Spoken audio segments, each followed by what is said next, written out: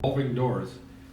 You would walk in and all of a sudden you'd see the colors and it was just like, you'd get that breath. And just for that little few seconds of rush, we would do the walk once a week, for the fun of it. But as it happened, toward the end of my service, they were building these horses. So the motto for the Series colony is we've defeated advanced races before we used horses. We did it with horses. They believed that in the 30-year war in the early 1600s that the Deutsch community fought against an extraterrestrial influence and won. So on all their money there were scenes from the 30-year war, the battle, guys with swords and cannons on horses. And that was a big motto. There were horses everywhere. It was not their official symbol, but their motto was we did it with horses. There was an alien race that has kind of like a horse face. That was, I don't have experience with that. Misha has a picture of it, I think.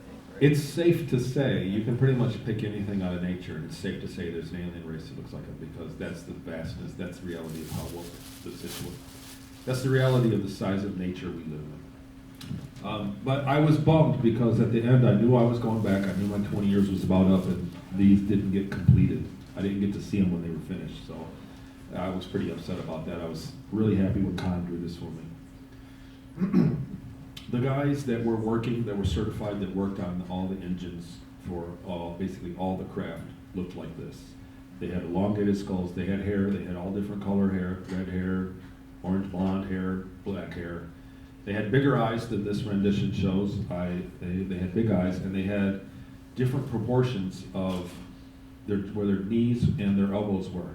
So they had a shorter distance from their ear to their elbow, and they had a longer forearm. They were strange looking, but they lived there as well. There was a great deal of them that lived in Ceres, and they were basically served as technicians. These are the doors. So at the end, there was a hologram that covered this. It was called a cold trap, where the inside of a crater next to the Alhana Mons. I don't expect everybody to know Ceres like the back of their hand. As you can tell, I check it out on NASA. I actually pop in and look and see if NASA has new stuff about it. From time to time, they really don't. But inside what they call a cold trap is a crater where the sun really doesn't shine. I remember that they said the sun did shine on those doors, but once every couple of years kind of thing. The sun would get in. The rest of the time they were in darkness, and they had a hologram that would hide them. And when you're looking at these doors, these are like 2,000 feet tall. So these are giant doors, and they were left there by another civilization. Another civilization had built them, and they would open when the ship would come close, the hologram would drop, those lights would come on, and they would open up. And they were in one of these small craters on the bottom of that big crater. So down there, I remember it somewhere in that area. There was a crater where those doors were located. The only reason I mentioned that is because maybe somebody somewhere in the future is going to see my stuff and go there and check it out. Eventually we're going to have that ability, and my testimony hopefully sticks around and somebody can do that. But anything moving forward, there's a lot of disinfo, there's a lot of info, there's a lot of strange things going on in our community, a lot of people trying to take it over and change things.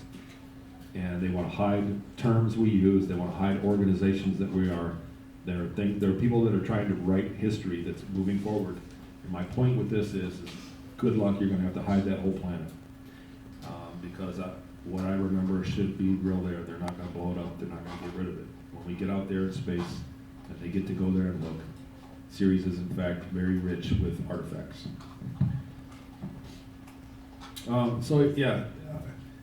This is kind of like a coincidence that happened after I got my memories back, and in 2016 when the Dawn probe was really giving us good images when they started to come. I always remembered from the age of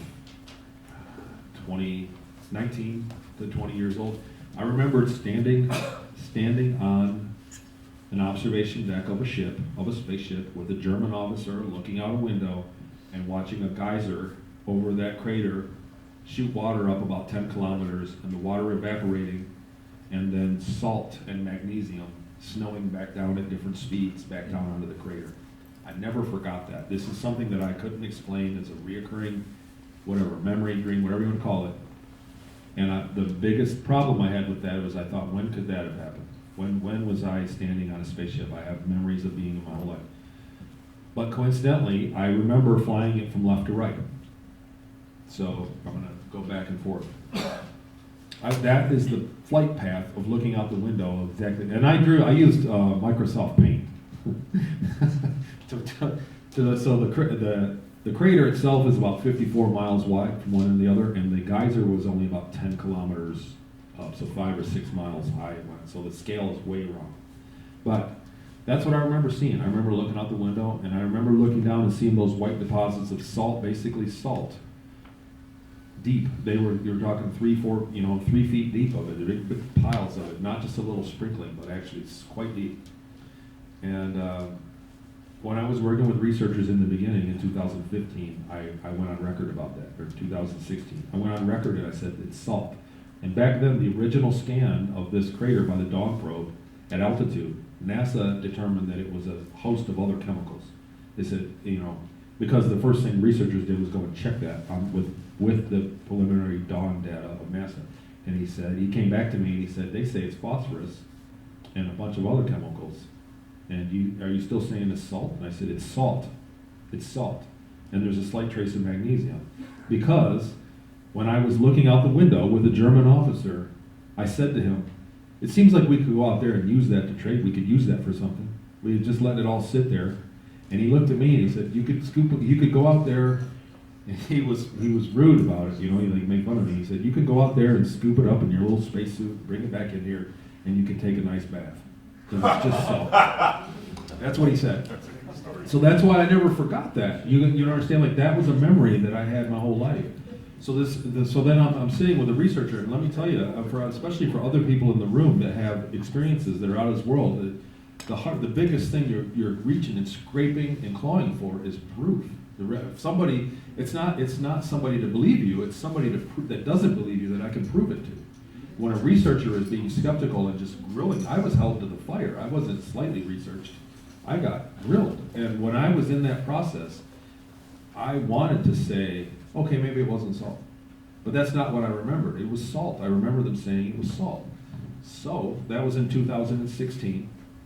And I went public, and I've done other talks, hundreds of interviews online, and there's an F. Tony Rodrigues YouTube channel, Tony Rodrigues. There's skepticism.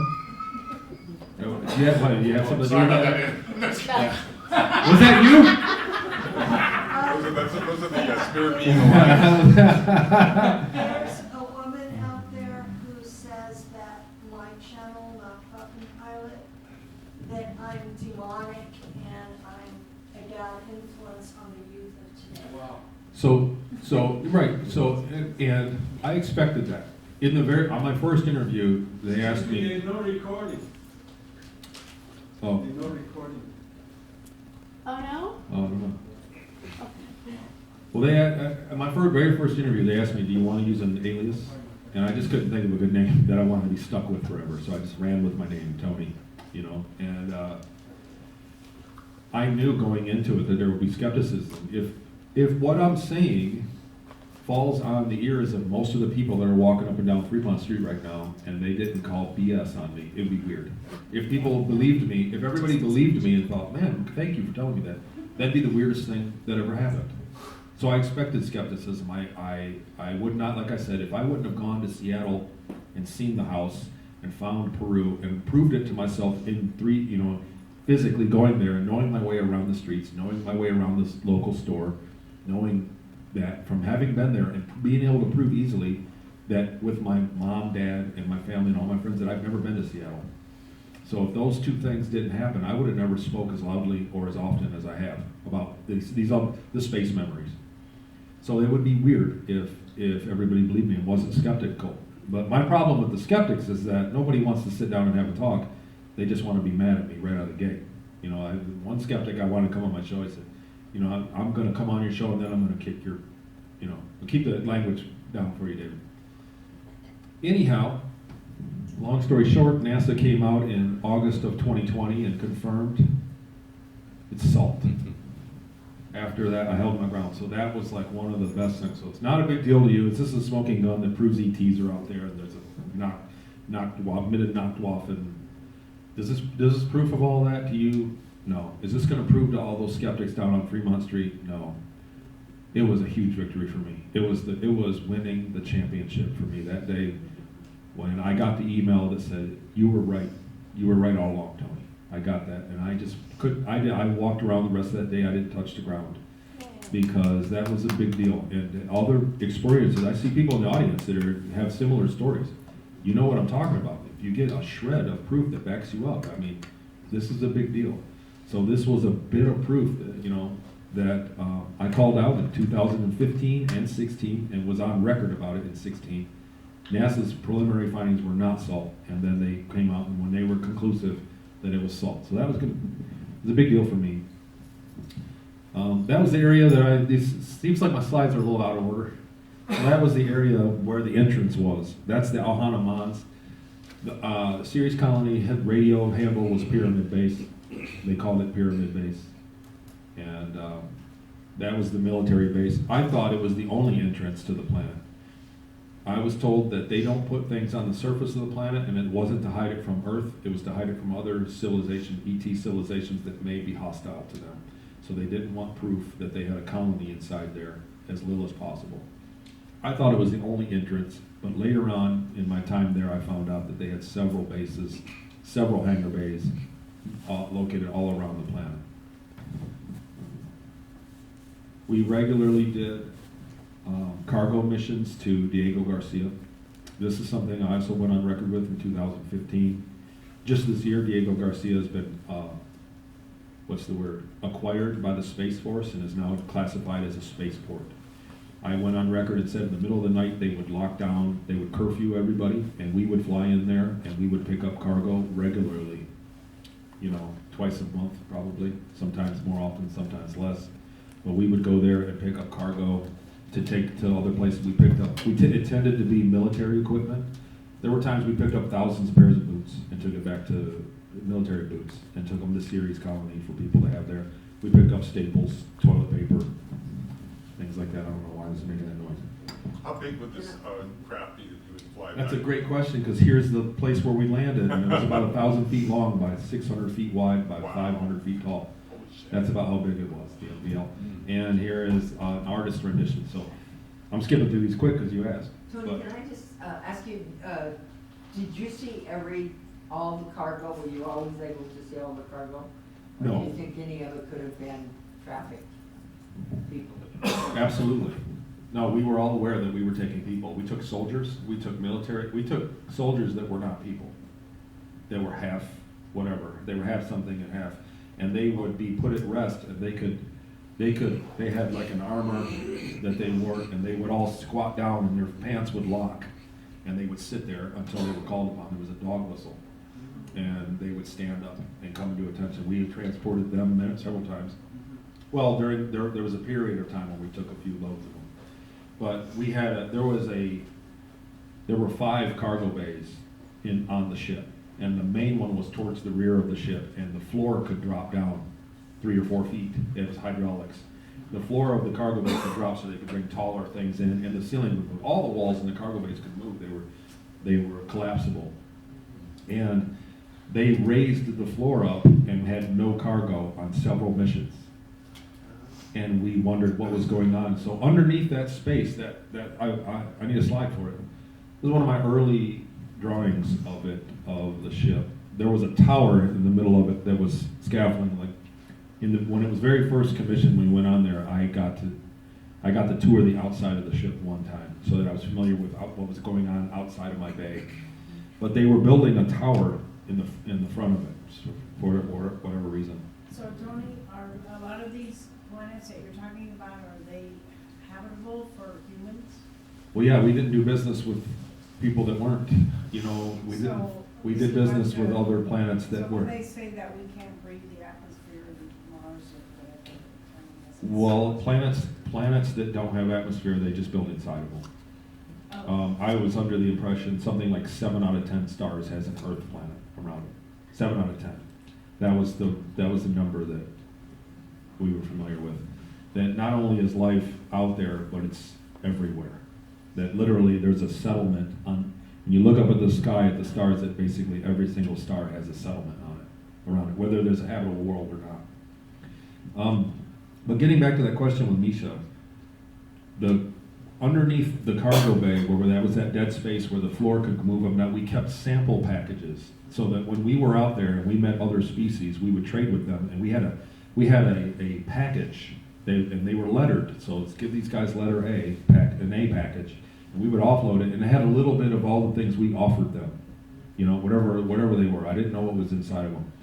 And they were sample packages, and there were times when that cargo bay, not only was the floor raised up, but we had to clear those packages out of there, and we were not supposed to go down there. And guys in the C cargo bay, because they were directly under a German officer, I was the guy in charge of the port cargo bays. But those guys would go down there and they would see people that were in a catatonic state, that they were just drugged or whatever was wrong. And we took people.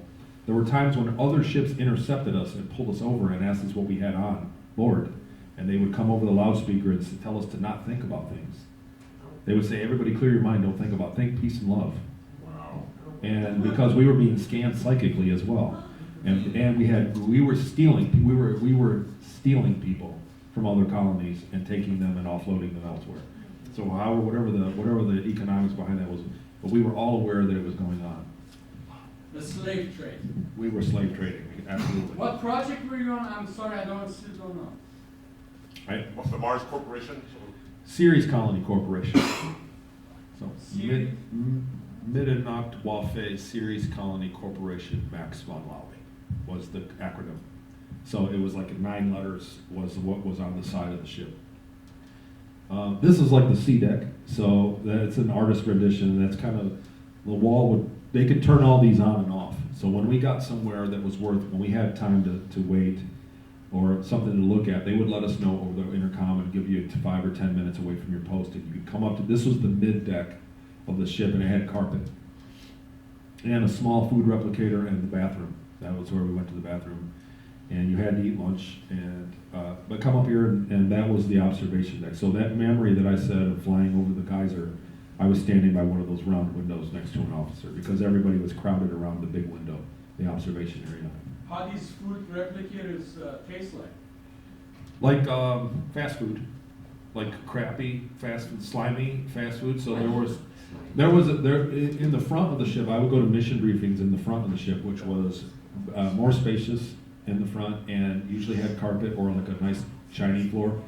They had a replicator that had a few hundred items in there. Like you could get a bagel or you could get any of many things.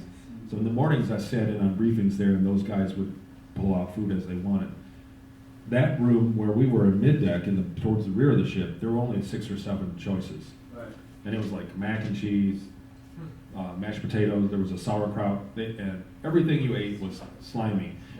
There was a plastic bowl. The mac and cheese was really good.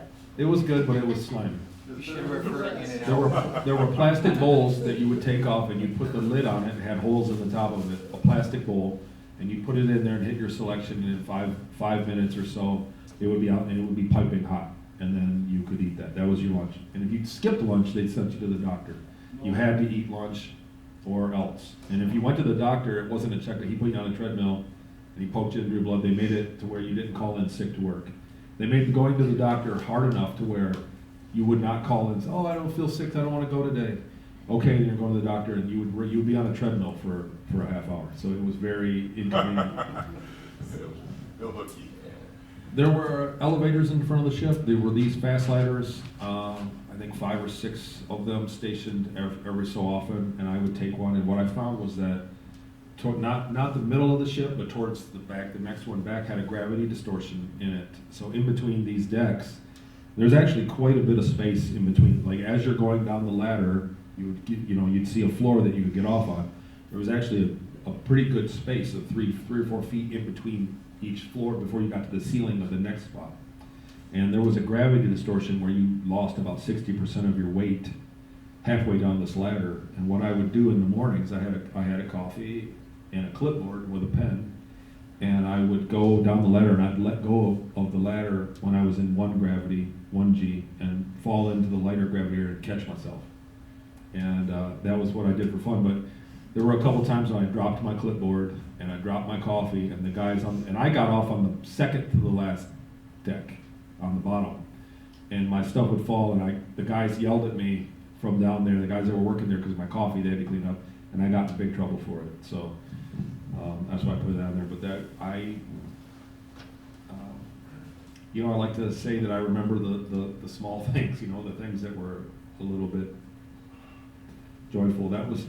I never finished this drawing. That was like a steel grate that hurt my feet after working on, but that's basically what my workstation looked like. It was in a small little cubicle. There was a row of maybe 8 of them in the middle, in between the cargo bay, like the deck above the cargo bay, in between that one and the other side of the ship. There were little workstations that were, you know, like.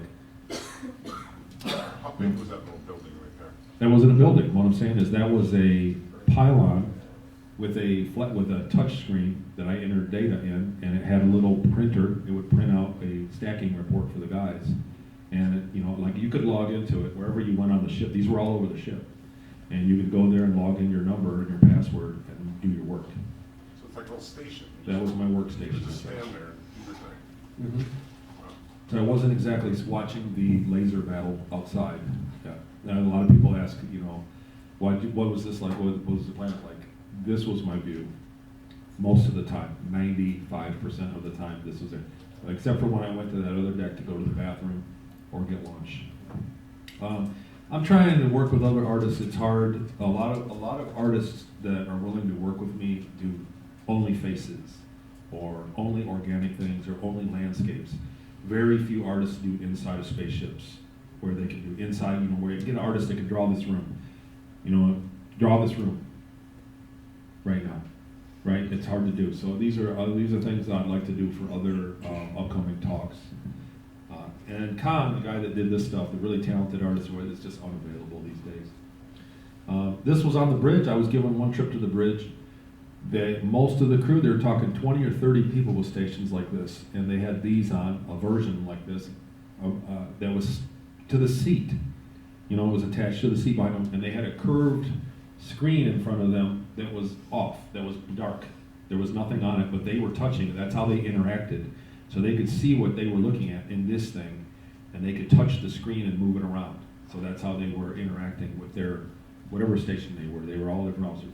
The captain did say it was just like what you'd see in a, you know, like a sci-fi show. The captain was in his own chair.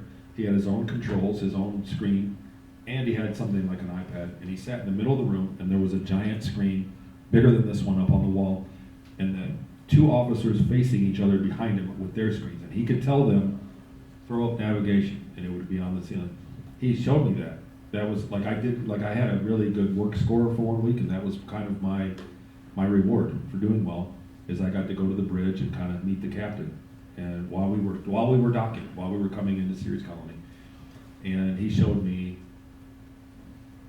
our position in space. He showed me he was having them throw up our communication. These are all our things. And then he showed me my work area.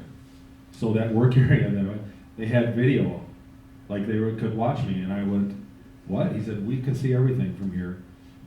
And when I went back to my work area, the next day I looked for a camera from the vantage point that he could see me, and there was nothing there.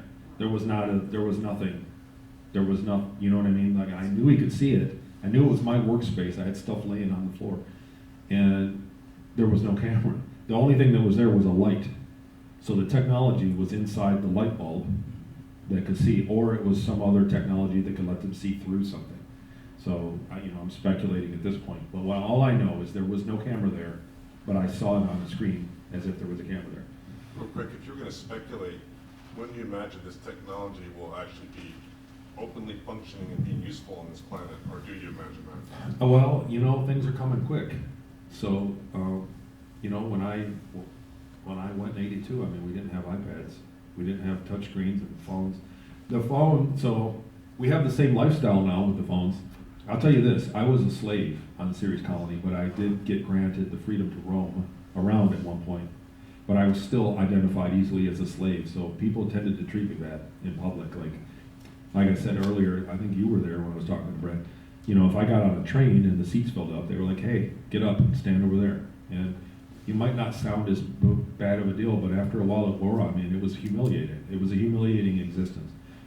I do remember that when I was on the train, as soon as it would start going, the doors would close and the train would start to go, everybody would get out their phone, and I was relieved, because they would not say, it was like when they were sitting on the train, that's when I got picked on or directed or something. That's when I got interacted with.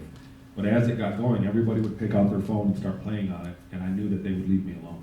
So you're saying they had cell phones on series before? They had clear cell phones that had a 3D effect when you looked at it. When you looked at your image, it was in 3D, and they were clear. And the reason they were clear is because it damages your eyes. Your phone is damaging your eyes.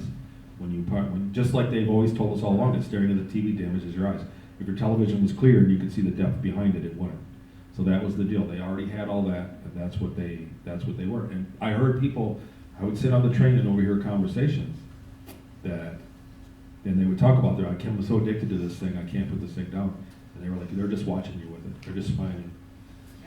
So I wanted to add that they have that technology. It's called DLC7. The light is the camera. And you can look it up, Google it, DLC7. So I would like to say I've never heard of that, but you know what I mean? Like I described Digital that. light as camera. So there we go. Thanks, Eric. Since I've gone forward and got my memories back, every time I do keep remembering things like that check out. I keep looking for things that are not going to check out until I can put this to rest and go on about my life, which isn't so bad. I'm not here because I'm trying to be a millionaire at this. My regular life isn't so bad, excuse me. And little things like this keep checking out, and as long as that's going to happen, I'm going to make it known. Getting to the end of the slides, I will say that since I've gone public, I've been contacted by thousands of people that have had similar experiences, similar memories, and even memories that are not similar. Even in this conference, when you talk about the speakers, it's all over the place. So when you're talking about ET contact, it runs a gambit. So I was in a program, sold to another program, sold to another program, sold to another program. And they all had different levels of technology in between them. ET contact is the same way. These are not just people from nearby stars. We get contacted daily, or contact is the wrong word. We get interacted with daily by species from any of trillions of galaxies. They can get that far. We've been conditioned to believe that going to another galaxy is going to take 1,000 years. They could go to another galaxy. We did on our ship. We would leave Ceres Colony, we would go to another galaxy and go to several worlds in that galaxy and conduct business, and then return to Ceres Colony and go home the same day. So that is the reality of space travel after a certain level of advancement, and that's why when you come to these conferences or you start to research ufology, it looks like gibberish, because we're being contacted not only by different people, different species, but all different levels of technology as well. So some of them are hyper advanced and some of them are not much more advanced than us. And that's why it's confusing.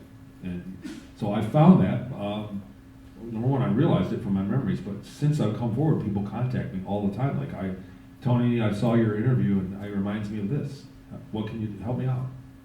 And so TonyRodrigues.com was spawned out of that, and I got to the point where I couldn't keep up with everybody, and I still don't. I still can't. Sometimes some days are busier than others, but it's just a very common thing. It's scary that this many people are having things like this happen. A little bit is that Sorry. It's not the end yet. It's not. You don't roll the credits yet. I didn't know you would have sound on there.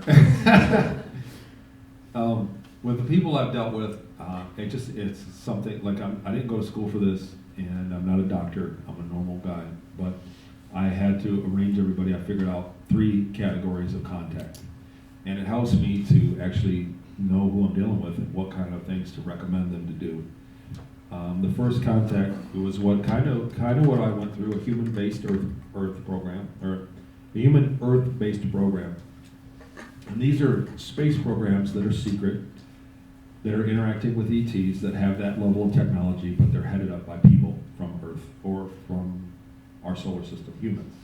They're the people that are, the main person in charge is a guy, is a dude, or a girl, excuse me ladies, you know what I mean? Like women are also very active in the programs, and they do many things. The women are not excluded from the duties up there, so people are in charge, and that's, so when I deal with somebody that's been involved with an Earth-based program, they have the same kind of things, the same kind of hangover from what happened, whatever they remember. It's the same. There's a few common denominators there. Local group contact, I would call that the Orion group, specifically a negative group that sees us as more of a farm of chickens or cattle than peers. And the Draco, and what I found is that people that have been dealt with, and so I believe that the Orion group really had authority over the Ceres Colony Corp, that they were working under. The Ceres Colony Corp was supporting them, and part of their, in fact, sponsored by the Orion group. Local group contact. The common denominators from these are very bad, especially from women that have been taken. So there are different reasons they take you. I could sit here and spell them all out, but when I found that people that have been taken by this group and they describe the same cast of characters that they witness and the same procedures, it's usually all bad. I've had people, there was a woman that said, no, I was taken by them, it was love and light. They were told it was love, love, love. They told me it was all love, nothing bad happened. And it didn't match up with the other 500 people that told me that they were tortured, and from what I remember. There was a time when I was operated on without anesthetic by members of this group, and I was told that I was going to forget it anyway, and one of them came in and put his hand on me and leaned down by me, and in my mind I heard love, love, love. And endorphins were released and the pain went away. And it was a wonderful, blissful thing, but I was being operated on and tortured, in fact, without anesthetic, in a very bad, nefarious way. And then after he left the room, it went away and the pain came back. It was just a short-term thing. So there are a lot of confusion about contact. There's a lot of things that I could be confused about. I'm the first to admit it. And then the third group is everyone else. So I found that people, like in Australia, people that are outside of the U.S. tend to be abducted by groups, and in California, for some reason, people are abducted by groups that have radically different technology for radically different purposes. So I throw it all in everybody else contact, because we do get species that pass through this way, that pass through our local area, and they go, hey, here's a planet, and for whatever, God knows why, they interact, but they do. And you get a lot of people that have a contact, and you know what, and also in this third group, I would throw astral contact. So a lot of people get astrally taken, and they get brought into a room full of ETs in an astral form and give them messages, and there's soul contracts, there's a lot of things. I would throw that in the everyone else one, because the human-based programs are less spiritual in my experience. So this is getting close to the end, but so these are all galaxies, and these are all accessible. And out of a lot of other testimonies, I've heard a few that mention it, but a lot of people are, we've been falsely told and believe that we're only interacting with nearby stars. Your star chart is only the nearby stars, and the vastness of the reality of nature is that we are interacting with this many stars. Each of these is a trillion stars, or half a trillion stars. Each dot on here is half a trillion stars. 7 out of 10 of those has an Earth. These are the numbers we're dealing with, and that's the vastness of these programs. These programs are going that far. The Draco group isn't only in this area. They're in a little bit of all of these. So when you talk about getting rid of the Germans or the cabal or everybody else, they are out there. So it's not going to happen. And this is what a disclosure, when we get to the point where we are traveling amongst these kind of stars, is when we're going to know that we have a sense of freedom and that we have a real disclosure. We are interacting, these programs are interacting with stars on this scale. There is a system, a trade system, there's a base around Jupiter that is in contact with this many worlds that list their wares for sale. So we went once there and we downloaded a list of worlds to go and proposition to trade with, and it was a few 100,000, and we picked 5 of them. And I said, what are you going to not do? It's rude. They sent out a request. Can we come visit your system and trade? And I said, we sent out a couple 100,000. You're only going to talk to 5 of them? They're not going to go back. And the guy told me, the officer told me, we could have every ship in our fleet do this every day for 1,000,000 years, and we'd never even make a dent in the list that's available for us to proposition to go trade with.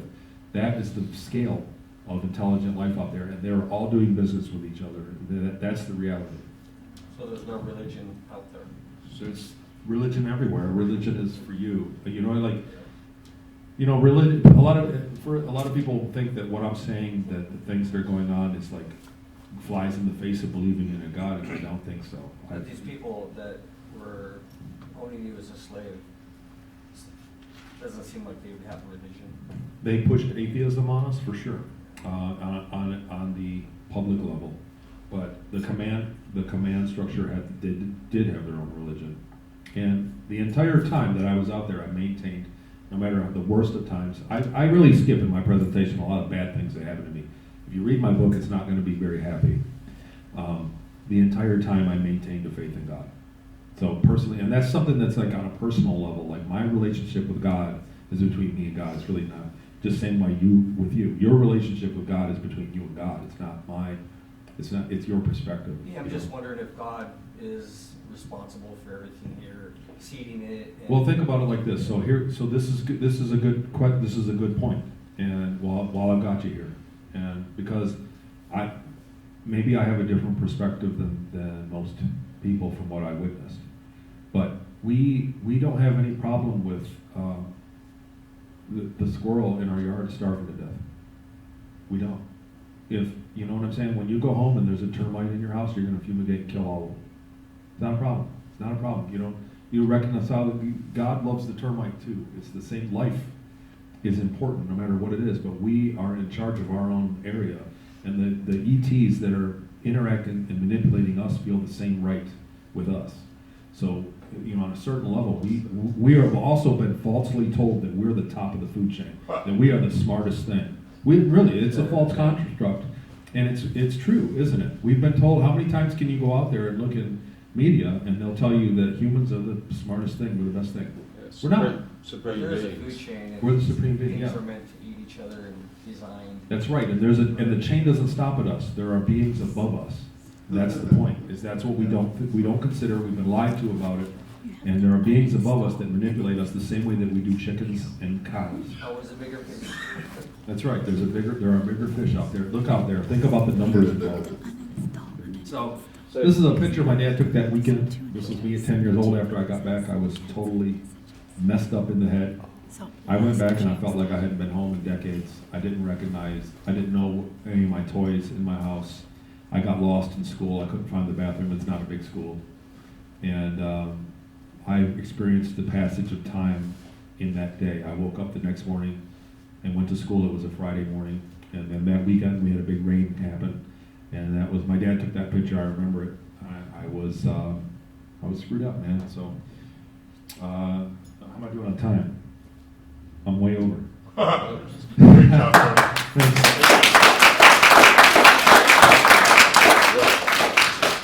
If there's nobody coming on my heels, is anybody here next? If there's any questions, I'll do a Q&A if anybody has any questions. I'll get you here first. I wanted to expand on what the last picture you had on, and you were talking about intergalactic trade. What would establish the protocols for interaction?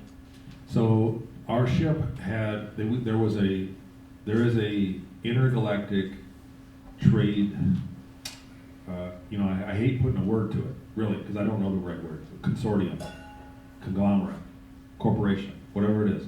There's a group of intergalactic where they set up these space stations every so often in space, and you can list if you want to be traded with. It's that simple, and they can contact you through that.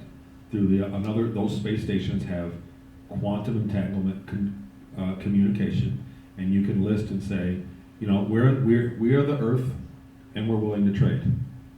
and you'll start to entertain people that want to come trade with you. And then we would go there and solicit. We would get a message back, and we would fly to their system. That's why I said we had sample packages ready to go on the ship always.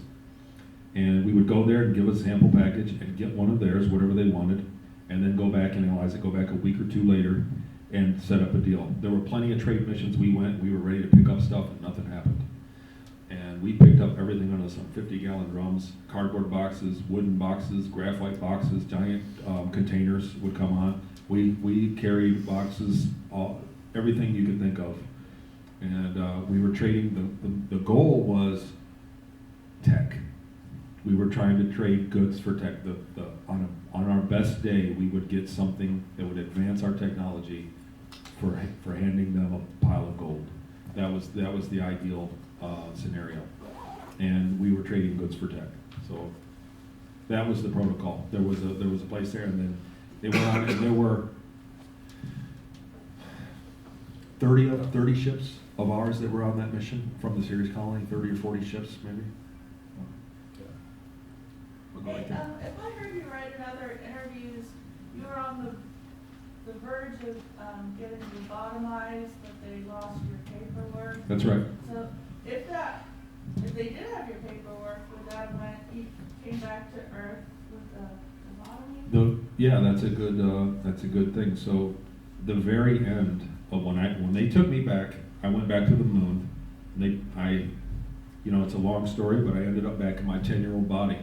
That's the reason I put a connection between cloning, because I was taken and then all of a sudden had no memory of my life, mom and dad, and where I came from, and then lived those 20 years, and at the end of those 20 years was taken again and ended up back in my 10-year-old body without the memories of the 20 years, and I had my memories of mom and dad and where I came from back. So it was as if I was taken out of the body with those memories, my childhood body, put in a new one, lived, and then put back in time and taken out of that body and put back in my original body. Like, that's kind of what the experience was like. At a certain point, I woke up and I had no memory of being on Ceres, and I had all my memories of my mom and where I came from.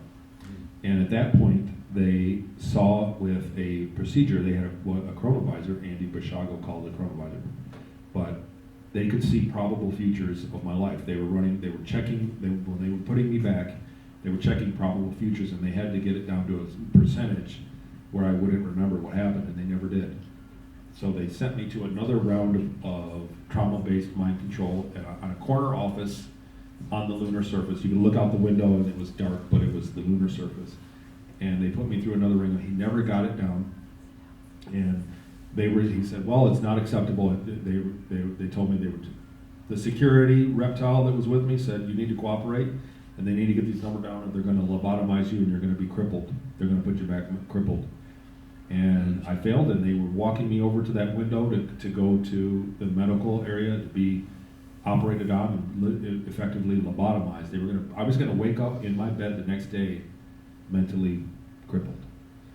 And they said there's no record of him. The guy at the gray at the desk said there's no record of him. And so that way, even if he does remember, it doesn't matter. It's not going to matter because nobody will get in trouble, so just put it back. And the reptile said, this is your lucky day. And Wow. I woke up in my bed. Here. Hi, I have I've listened to interviews and read books and stories about the fact where people were always saying that extraterrestrials are a lot more spiritual and God-fearing than we are here, and so I was wondering what you think. And if many times, Some of them are. Some of them are worse than us. yeah. That's the deal. So, So I'm talking about maybe higher dimensions or not. you bet. So, okay. When you walk into the Amazon, you can meet with a poisonous insect that'll kill you dead, or a jaguar, or a fluffy butterfly that's going to be kind. And so, it's like that up there. Yeah. It's a jungle up there. I got it. It's the same thing. So it's the same thing everywhere. Nature extends beyond the sky. You should not expect anything up there that we don't have down here. The laws of nature apply. And you will. And so there were beings, there are civilizations up there that are highly advanced, highly spiritual, and they don't even use technology anymore. It's all mental. There are beings that have a direct connection to source that can, when they pray to God, they get an answer. And we heard about they had the Deutsch had classifications: human, uberhuman, metahuman. It went on. So they aspired to that, but where we're at now, they could kind of be scantless, and it's still working for them. So, but there is some. So the other thing, it's a great crime to us that we don't have this to aspire to. We've only got historical figures. You got Jesus and Buddha and on, but we don't have a living person that can turn an orange into, that can turn water into wine in front of us. We don't have that. We don't have a being that we're aware of that's on our TV that can appear here out of the blue. And these beings exist, and we don't have that to aspire to. It's part of the big lie. It's part of what's being hidden from us. We think that we are it, and look at us. We're not that great, really. I mean, when you look at how you walk out there, I had a guy ask me for money. I said no, and he wanted weed, and then it was F you, buddy, and he's ready to fight. So, I mean, you know what I mean? Like, not the pinnacle of creation at that point. So that's what I say to people too about the fact that ETs exist. I'm saying, well, do you think that the humans are the epitome of God's creation? I think that our consciousness. No, I'm not asking you, but that's what I tell people that say that ETs don't exist. Yeah. Well, look at that. Yeah. So these are galaxies, not stars. These are trillions and trillions of stars here. So yeah, we're the only ones.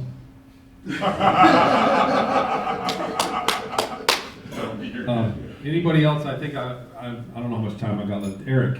Tony, did you ever get to know the entire crew complement number on the Max von Laue, and with that, what percentage was slave labor?